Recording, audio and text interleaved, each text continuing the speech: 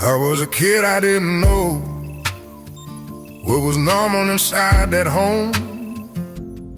I stayed quiet, I stayed low. I learned dirty on my own. I learned how to stay small, how to freeze when I heard the walls, how to never ask at all. Leary, what's your middle name? Stephen John. Stephen John, Mr. Stephen John Leary. Welcome to our very first podcast. Originally, we were going to talk about Lsr3.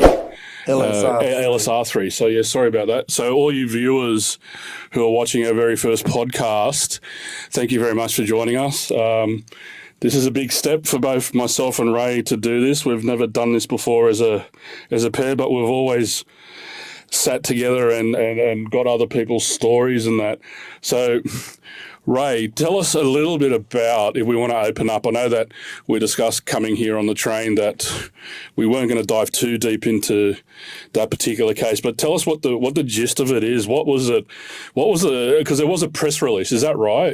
Was there a press release? So there was a press release. Lsr3, he or her got up at a appeal in the courts, which is very rare in Australia to get up. Their legal team did put a press release out, but I haven't seen it. Some of my friends haven't seen it that's following the case very closely. I just admire what he or she is doing for not only their self, but the past forgotten Australian people and the future generation of children.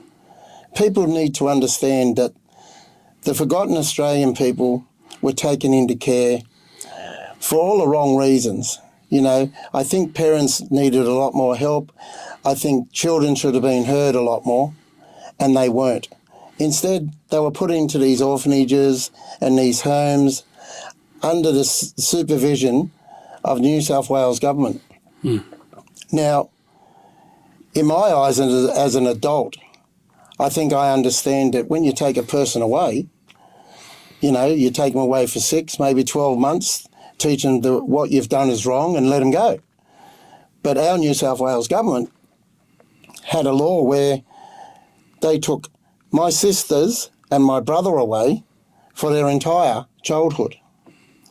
So 2 of them got brought back to mum and 2 of them didn't.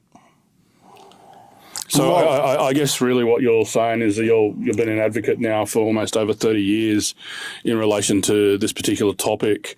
I just want to spin back and then come back around to this issue because it's a fairly large issue. I just want to close off the Lsr3 case. What does that mean actually? What is that? I know that we can't really legally talk about, but what is the case about? What is it actually saying?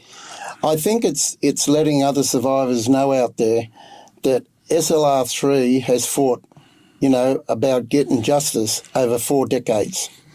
For him and her, it must have been a great relief to get that appeal. $3.7 million payout is that in this the case. same similarity case that I've been seeing that happened down in Victoria, whereby the churches weren't responsible for the child, and then if the priest didn't actually work for the institution? Is that correct? Is that what this case is about in New South Wales? I think it's all about. I don't have much to do with Lsr3. Yeah, but the way we've been following it as advocates, we feel that her or his fight's always been about getting justice. Justice in New South Wales is, you know, for a lot of survivors from the past, it's very difficult. You know, documents can't be found, institutional records can't be found, placements can't be found, reports of assaults can't be found. You know, that sort of thing the government should keep. It should be out in archives. So all the records are virtually not to be found in that. It's a bit similar to when we actually went into Bajura Children's Courts. As we went in there last year, we actually found a lot of court records that were strewn all over the show. What was your reaction to that when we actually got into that courtroom, into that Bajura courtrooms or children's home, whatever you want to call it? What was your reaction to seeing all those files everywhere? I just think it's a disgrace for the government just to pack up and leave and don't worry about people's lives, because those files hold a lot of life in them. The way they were treated, where they went, who they were, treated bad about.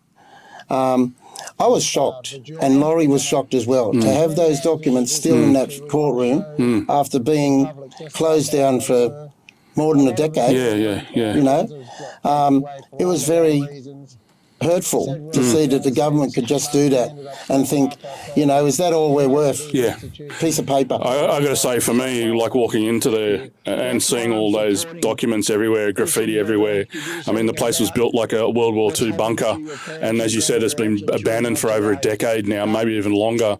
And to actually see kids' files all over the show, it just goes to show you that, this is the amount of care that they gave to you. That was just representative of, what they actually done for you guys. You would just throw away, just like files. Yeah. Would I be right in saying that? Yeah, you're on the money, because when you get taken away, you don't expect to go away from your family, your loved ones, your nannies and your poppies for life. Yeah. Misdemeanors, like my story, everyone knows. My first offence was stealing fruit off a cart and going into building sites and getting money out of the lockers. Yeah. Right? Now, they could have done much better with that. Yeah. They could have took me away, put me into one of these places where I could have learnt discipline. Yeah. Or what I'd done was very wrong for 6 months. Yeah. Not until I was 17 and 9 months. Yeah. They put me in the system, like my brothers and sisters. They went in there until I was 18, and then they were let go. Yeah. So what I'm hearing is that, I mean, many times that was spoken about this, it's virtually you went into what we would commonly call wardship. Is that correct for the viewers? In a lot of records, it's got signed in care of the minister, or in care of the state of New South Wales. You became a state ward, whether you're male or female. So that's exactly what it means. Now the state actually has to look after you. Well, they become your number one parent, because they're giving you what your parents should be giving you. And what really puts fire under my lead is you go away, you're supposed to be guided and looked after, educated. Your health is supposed to be looked after.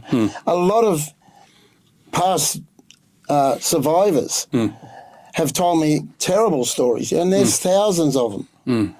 Like getting put away because you wagged school. Well, look at the kids today. I don't want to go to school today, Mum, I'm staying home. What is the child welfare system, DCJ's doing in the way of caring for children? So what you've just unpacked there is that the system really hasn't changed that much from the time that you were a kid. Is that correct? I don't think so. I've talked to a lot of kids. They've got institutions they go to for stealing cars, breaking and entering, assaults, riding these new e-bikes, for a period of time, evading police arrest. We didn't do any of that. We got put away for neglect and abuse, and because it was very hard times in those days. Can you tell me, this is something that really blows me away, that there's a terminology or a phrase that you used a couple of times now, that you were uncontrollable, or what was that phrase that you used, and you got charged for it? Is that right? What was that phrase again? So we're wording? Put into the state care as an uncontrollable child. And then you're telling me as well, I remember you telling me that then you had to face court for being that. Is that correct? Yeah. So what I did is, my book tells it all, A Beautiful Boy Ray's story. It tells it the way it was. My mum gave me away at 18 months old. Now, she told me as an adult, years gone by, that the real story was the child welfare officer was very nice to a woman child welfare officer from the office said, Betty, you're going to have to let your son go.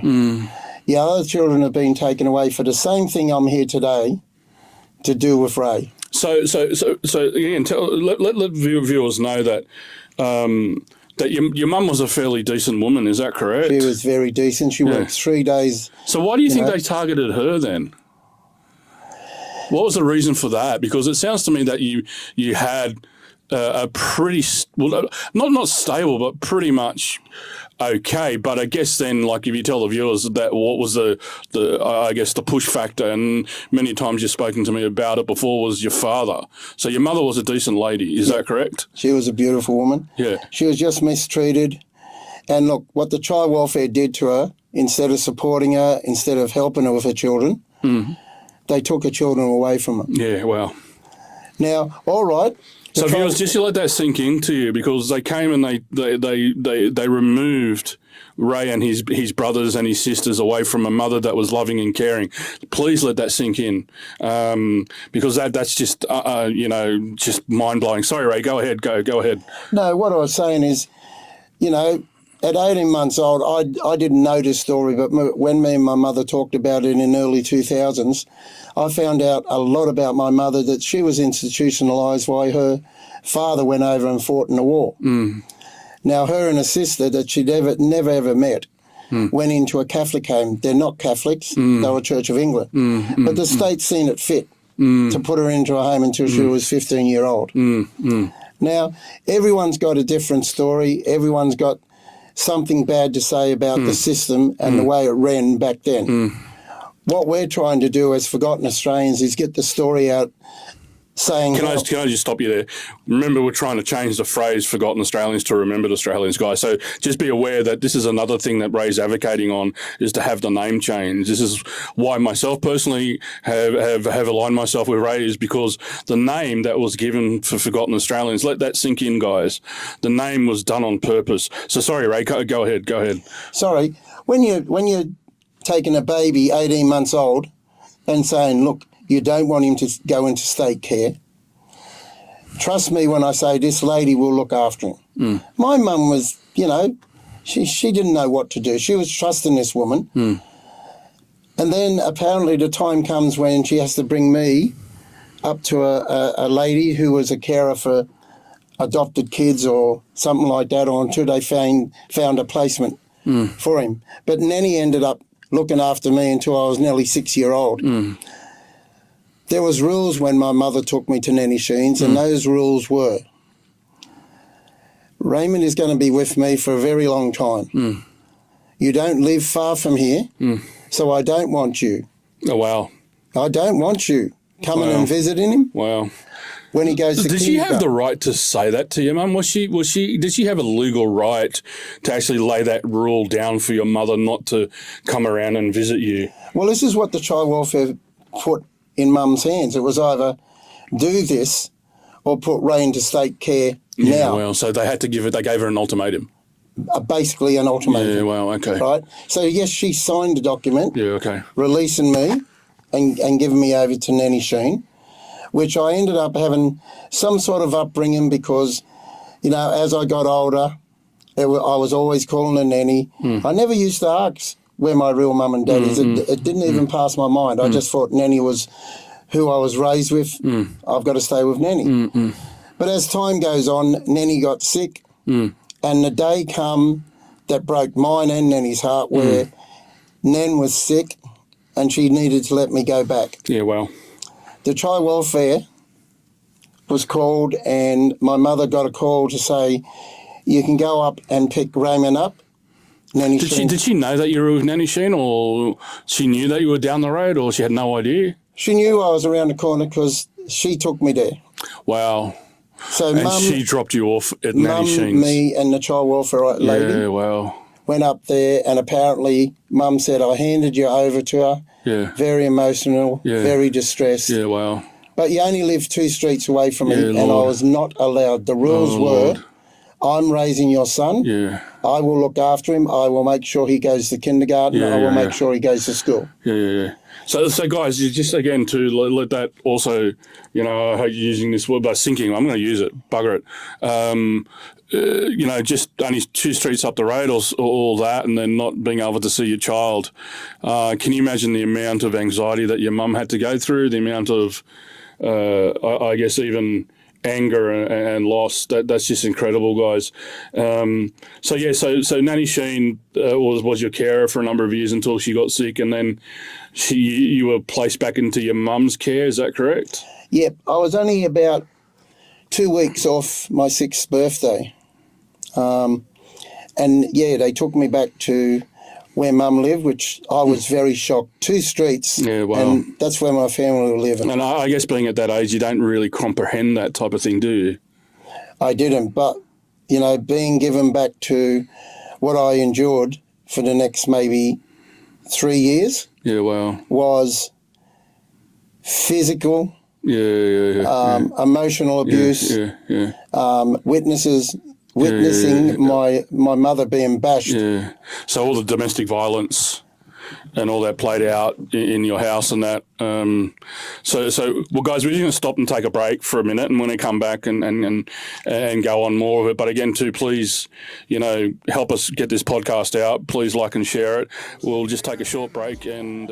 Not many people really know about Forgotten Australians, because from about 1994, when the Senate inquiry started about children being in care, children being in foster care, children being in church homes, children being in any sort of care that was really bad for them to be in care, because they didn't care. Coming back.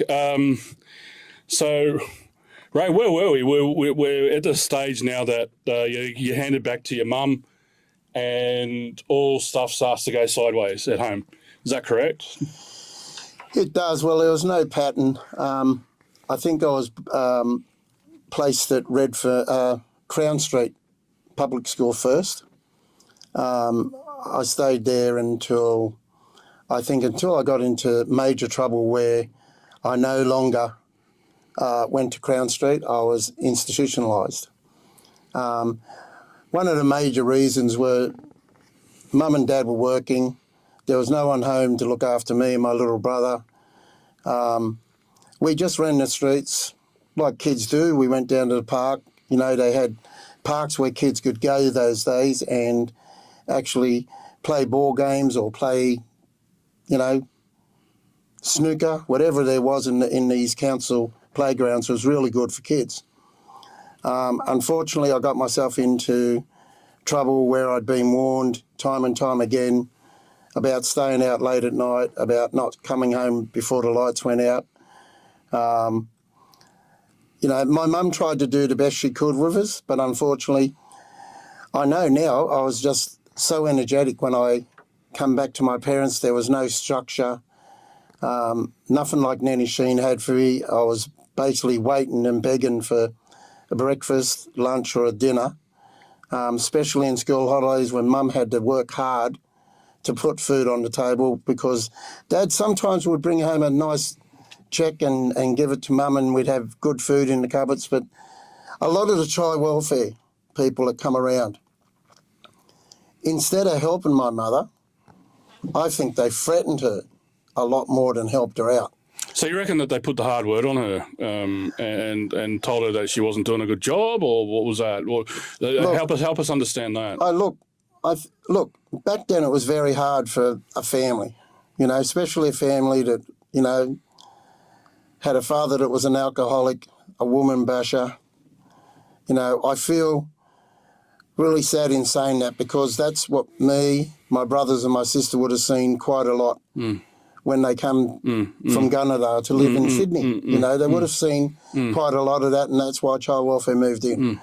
But to take, siblings away from a broken-hearted mother instead of supporting and helping her, I felt that was wrong of the government. Yeah.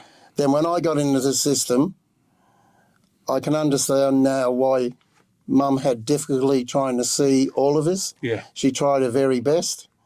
but sometimes you just couldn't make it. Yeah. You know, So I remember you were saying, like, because we took a trip up to Kincumber, which is the Mary MacKillop St Joseph's home up on the Central Coast there, and like you're telling me that they had only a small window to come and see you guys. Tell the viewers about that particular window and how far it was, because they were living. Was it in Redfern at the time or in Paddington?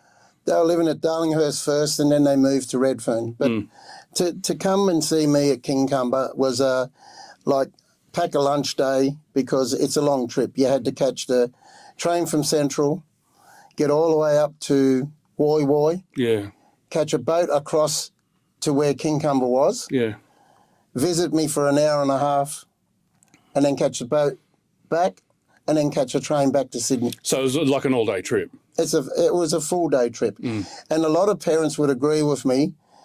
How did they ever think we were going to get to see our children? Where the distance, most of the homes were a fair way away from any sort of transport. So guys, you'll find the stories that we're capturing right now. Like we've been to Kincumber, we've been to other homes, like Warrington Park. They're pretty incredible. Like I had no idea what these homes were like. So it's definitely opened my eyes up. And the one thing that we're endeavouring to do is to capture people's stories and give them a voice. So I guess where we are here with Ray's story is that, a lot of this now is going to be featured in the upcoming film, The Lost Boy of the Cross. So, Ray, it's, we'll go on a little bit more and then complete it off and then close out the show. But tell us, okay, so your parents having to go to Kincumber, how long was that the next institution that you went to after you were at the ones in Sydney, is that correct? So first I went to Yasmar, went through the process of being made a state ward. So Yasmar was in Ashfield, is that correct? Yeah, so it's on Parramatta Road, Ashfield there. And look, you couldn't escape from there. Many of people have told me they did, but if you're an 8, 9, 10-year-old kid and you looked at the inside of Yasmar, they're very tall walls. You can't get it. You need a tin opener. We used to joke about and say, you need a tin opener to get out of this place because it's all tin walls. And look, the bottom line was, and still is, for a lot of victims that are going for compensation, my understanding of when you're made a state ward or you're in the care of the state of New South Wales, you become their father. You become their mother. Well, it's the whole parental thing that they're supposed to have that whole entire, duty of care for you guys. And I guess just interrupting you there and this is what is so powerful is that we don't want to name names. We don't want to point fingers at any individuals in upcoming shows and podcasts. Where I guess I've made the stand along with Ray is that we're now looking at the system and saying to the system, you guys are in charge of these guys. You had ownership, you had wardship, you had everything of a duty of care, and you're trying to shirk that. Now you're trying to put it onto the individual that either committed these crimes, and they're a crime. They're not a personal injury situation, which again, I'm shocked when I hear that, when Ray and the likes of Ray say that they can only go through receiving any type of financial assistance or financial help is through a personal injury or liability. Is that correct? Look, a lot of the court processing is because there's no paperwork to follow. A lot of people from, let's say, we might even go back early 30s, 40s, 50s. Like most of these victims, brave victims, now survivors that have come forward, Sean, they've told me some horrific stories. And I feel, and I tell them as well, don't you ever forget, you were a state ward. Your state was supposed to do a better job than our parents. And that's where it lies, Ray, is right there in that statement that you just said, you're a state ward. The government, the New South Wales government was in charge of your care. So don't think that it's anything to do with your fault. It is fundamentally that the system was supposed to give you education. It was supposed to give you, I guess, some type of either shelter and food. But what you gave these guys, what you gave these children was just constant abuse that is mind-blowing. And New South Wales government, you need to stand up. You need to stand the fuck up and take responsibility for the kids now that are in your care. And this is what I guess makes me a little bit agitated and angry. And I'll use the word angry, is that you had the responsibility, you know. Don't try and turn around and say that, no, you know that some of these people that you put them into care with, you knew they had form. You fundamentally knew they had form. So anyway, that's my rant. And sorry, Ray, so go ahead. So I'd just like to tell the viewers that when you're taken away from a family, that first institution that you go to, you know, you're being ordered to do things. Yeah. You're not being asked. Yeah. You're being told. Yeah. So it was like a military camp. Definitely. Yeah. You know? And I think to do that to a young age boy or girl is trauma. Yeah, 100, from the word go. 100. So there's where your trauma starts. 100. In state care. So mental abuse started with mental abuse and then went into physical and also sexual abuse after that. Would that be the order? Yes, unfortunately, that is the order with, you know, girl homes, boys home. Yeah. Look, who are you going to complain to? Yeah, true. And the state comes up with an idea I've heard of plenty of people. Oh, look, you had 30 years. 30 years to complain about some sort of sexual abuse, right? As a child in care for your whole childhood, how are you supposed to go against these people? You're scared, you're terrified from the first home you go in. Yeah. So what I say to people is like Lsr3 in the court at the moment. Yeah. He or she is fighting a battle over 4 decades old. 100. Over 4 decades. Guys, just let that sink in. For 4 decades of this individual's life, they've been fighting the government, the New South Wales government, that turned around way back in the way back and said, we're sorry. When you had, I can't remember who the Premier was there. I think it was, it'll come back to me in a minute, but you had an apology that was given, but an apology doesn't go that far. Look, an apology for a lot that got the apology of Kevin Rudd and Malcolm Turnbull. Yeah. I remember the guy's name, Nathan Rees. That's right. Oh, right. Yeah, Nathan Rees. Yes. Nathan Rees, you need to take a long, hard look at yourself. We reached out to you back when the 16th anniversary was happening last year in the Botanical Gardens. We reached out to you and asked you to come along to this particular anniversary.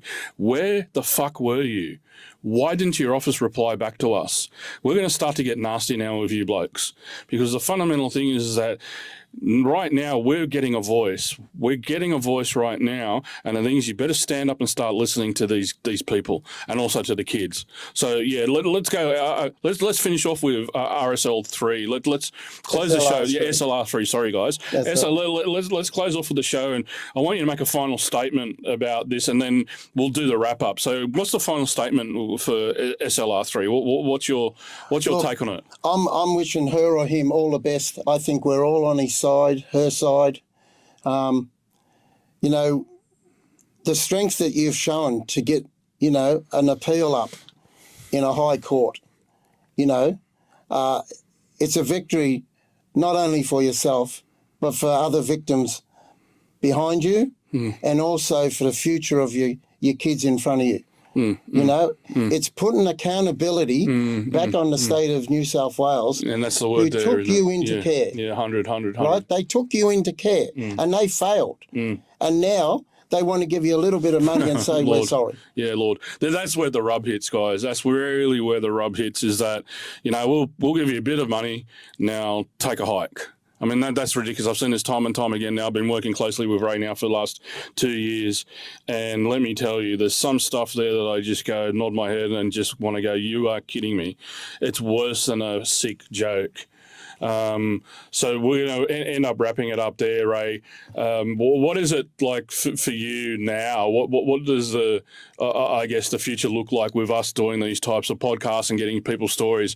What is something that you can tell the viewers and the listeners right now? I mean, we were talking about some type of call out or something like that for the listeners and viewers. Look, I've got a picture of the 20th anniversary. I've got a picture of just having a full week of forgotten Australians being remembered for what stories they've told at the Royal Commission, what has happened at your childhood, what has happened in the middle life. You know, a lot of people don't understand when I go to a hospital, I expect treatment, and I deserve the treatment. But I feel a lot of people put me under the Mental Health Act because I can't have a male leaning over me when I'm having an operation. I can't, I can't go into a toilet not suspecting men looking over. I know I'm not a boy anymore. I know I'm an adult now, and that thing might never happen again. But